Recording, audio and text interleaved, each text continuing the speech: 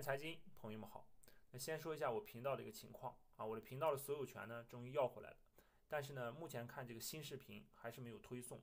那大家可以看到啊，现在的点击呢只有不到之前的10%。那我也不知道以后这个频道呢会不会变得正常啊，尤其是这个新发的视频 ，YouTube 会不会给我推送？所以呢，我只能选择在主账号和备用号上同时发新的视频啊，因为新的这个账号上呢我发现这个视频还是有推送的。好了，这个就是说一下我视频的事儿。那最近呢出来2个数据啊，一个是4月份的 CPI 和 PPI 数据，还有一个呢就是4月份的这个 M2和社融数据，也就是我们老百姓俗称的这个货币放水的数据。那我今天呢就给大家2个结合起来分析一下啊，就是这么多的货币增量出来啊，它房子也没怎么涨，股市呢也没太多涨，消费品价格呢也不怎么动，那最后呢生产价格资料也就是 PPI 还下跌了。那这么诡异的货币放水啊，究竟这个水去了哪里？那下半年呢又会是一个什么样的经济状况啊？那大家听我可以讲一讲啊。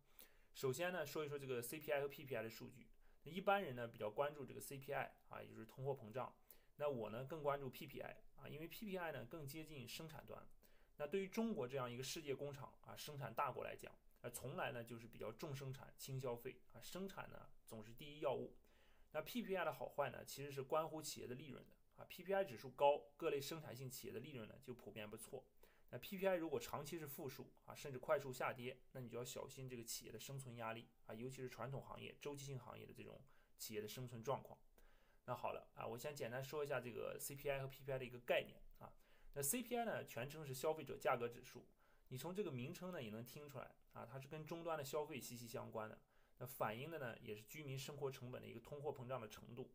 那具体的权重构成呢，这里面有个图啊，大家看一下。那烟酒食品呢，加起来占了28%，居住呢主要是住房租赁啊，占了20%，娱乐、教育、文化这些占了14%，交通和通讯占了10%，那医疗保健占了10%等等啊。大家看一下这个图，我就不一一给大家念了。那 CPI 总体来讲呢，其实已经变得有点比较鸡肋啊，比较垃圾的一个指标啊，因为它的内涵呢，已经不能充分反映现在居民生活的方方面面。你比如说居住的成本啊，它在生活中的权重明显其实已经不止20%，那还有教育的成本和医疗的成本啊，明显也不只是各10%这个水平。那而且这个住房、教育和医疗啊，其实这些才是老百姓实实在在的生活压力负担啊，实实在在能感觉到通胀的地方。那这些大头呢，要么就是没有统计在 CPI 中啊，要么呢就是权重占比太小。所以我觉得这个 CPI 这个指标呢，有点脱离生活的实际啊，有点失真了。所以我一般呢也懒得看这个指标。那事实上呢，中国央行对货币政策的调整也早就不以 CPI 的变化为基础了。CPI 呢就算超过5%啊，比如前几个月，那它也不会加息，因为央行呢它考虑更多的是经济整体的这种债务压力和房地产会不会因为加息而崩溃的问题。啊，所以 CPI 的这个在央行眼里呢，并不是非常重要的一个政策考量指标。那好，我们接着再说一下 PPI。那 PPI 呢，在我看来是更重要的。PPI 的全称呢是生产者价格指数。这个指数呢非常反映工业企业啊，尤其是传统周期行业的生产经营状况。刚刚出炉的4月份的 PPI 指数呢，同比下降了3.1%，那降幅呢是大于上个月的1.5%的，而且是超预期的一个下降。那这个下降呢，是创了2016年4月份以来同比最低的一个降幅。那4月份 PPI 的这个降幅的拐头意味呢非常明显啊，大家从图上也可以看出来，3月份的降幅只有1.5%，4月份呢突然加速了。而这个呢，就让我回想起中国从12年到15年啊，当时长达4年的 PPI 通缩的一个时间。那当时整个传统行业的日子是非常难过的啊。中国经过这个09-10年的这个经济刺激政策，到了11年以后呢，就开始这个消费，就是这种刺激政策这个的后遗症就出来了。那工业生产企业呢，经历了这个12年到15年长达4年的一个通缩的局面啊。当时大家就知道，到15年的时候啊，钢铁、煤炭、水泥、玻璃、造船啊这些传统周期行业，属于一个全行业亏损的一个悲惨境地。很多的传统企业呢，可以说是险些破产啊，而且这些企业很多还是国企。那我们可以看一下2015年啊 PPI 指数的一个状况啊，大家可以看到，长期呢是徘徊在4%到5%的一个负的一个状态，也就是说，工业生产企业呢，这个长期属于一个通缩和萧条的状态啊，产品生产出来的产品的价格呢持续下跌。那我刚才说了啊，我比较关注这个 PPI 啊，就是因为这个呢是世界工厂啊，是制造业大国啊的一个显著的一个指标或者反应。那我们国家呢，生产消耗了50%以上的钢铁，50%以上的水泥啊，大家这个应该听说过啊，甚至50%接近50%的煤炭啊，50%以上的电解铝，50%以上的铅锌镍这些大宗商品。所以 PPI 的这种长期下跌啊，尤其是深度下跌，会给这些企业啊，这些生产性的企业带来沉重的压力，甚至有时候是致命的冲击。那2015年呢，当时中国经济呢就面临这种硬着陆啊，尤其是传统产业硬着陆的这种压力。那如果没有2016年开始的这种楼市超级刺激政策，再叠加这个3去1降1补政策啊，我不知道大家还记不记得3去1降1补啊，就去产能、去库存、去杠杆、降成本、补短板。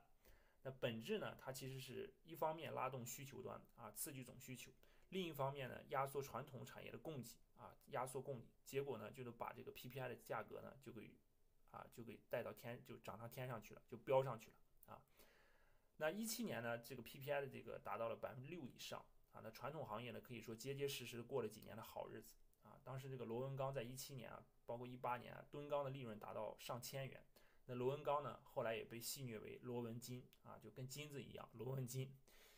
那这次呢，我们可能又来到了15年相似的一个境地啊。我记得去年年底呢，有个朋友问我说，19年的这个经济状况啊，有没有又到了，是不是又到了15年的这种状况？我当时说没有啊，我说还没有那么严重。大家从这个图上呢也可以看到啊，19年的整个 PPI 的这个下跌呢，只是一个开始。那传统行业的日子呢，还是凑合的可以过的啊。虽然吨钢的这个利润达不到1000元啊，但是300-400元还是有的。而到了今年呢，尤其是到了4、5月份以后，情况呢明显开始变得严峻。中国的传统行业啊，又将迎来一个至暗的时刻。那此时大家就会在想，那还会不会有超级刺激的政策？那如果有这种刺激政策，那还会凑效吗？那好，接下来呢，我们就看一看从年初到现在的这种货币刺激的力度到底怎么样啊，也就是前4个月的这个信贷货币的释放力度、放水的效果怎么样？那前4个月的这个社融啊，社会融资增速和人民币这个贷款分别是新增14.17万亿和8.8万亿啊，这2个数据呢都是历史同期之最啊，可以说是天量的信贷投放，天量的货币投放。那这个呢是拜今年年初的3次降准啊所赐，一个是1月6号呢普遍下调存款准备金率0.5个百分点啊，然后3月16日紧接着又是普惠金融定向降准0.5到1个百分点啊，第3次呢就是4月3号央行对农商行的这种降准1个百分点，分2次实施。那大家可以看到，在不到4个月的时间里就有过3次降准啊。那我们知道在央行在18年呢是有过4次降准，19年呢是有3次降准啊，那是全年的一个量。那这次呢，不到4个月的时间里啊，就3次降准。那可以说呢，这些年来呢，央行已经尽力了啊，从18年到现在，经过多次降准，持续不断的降准，那整个降准的次数呢，已经多达10次啊。到了现在呢，整个中国中小银行的存款准备金率啊，只有6%、7%的水平，那基本是中国历史上最低的一个法定存款准备金率。那当然，4大行的法定存款准备金率呢还在10%啊，但是也是非常低了。可以说，整个这个货币的乘数啊，或者信贷这个杠杆的效应啊，信贷扩张的效应啊，已经达到了一个超级高峰啊，超级极限。但是这么多的钱印出来以后呢，你看到4月份啊，反而出现了一个通缩的态势啊，尤其是 PPI 的这个超预期下跌。那就让我刚才说，我想到啊，又回到了15年这种严峻的通缩局面。那这个通缩压力，刚才我讲了，主要是传统行业啊、周期行业层面的。那央行可以说费了这么大的劲儿啊，一季度为了对冲啊这个经济的下行，对冲这种医疗卫生的那个事件，那股市呢最后居然发现股市也没有大涨啊，楼市呢更是雷声大雨点小啊，媒体不停在宣传渲染。那商业地产写字楼就更别说了啊，价格跌得很厉害。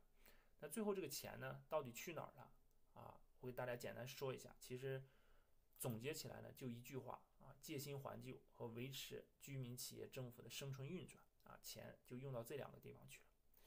那大家知道这个1季度啊经济情况实在太差了，整个大家都缺钱啊，企业的正常的营收下降了，个人的工资收入也减少了，那连最强势的地方政府的财政收入呢都下降了不少。那这3大主体说白了都缺钱啊，再加上这3大主体的债务负担呢其实都很重了啊，这么多年从08年以后呢，这3大主体都分别进行了加杠杆。那这三大主体呢，同时面临两方面的压力，一个呢就是保持正常运营、正常生活的压力，再一个呢就是保资金链不断裂的压力啊，也就是还债的压力。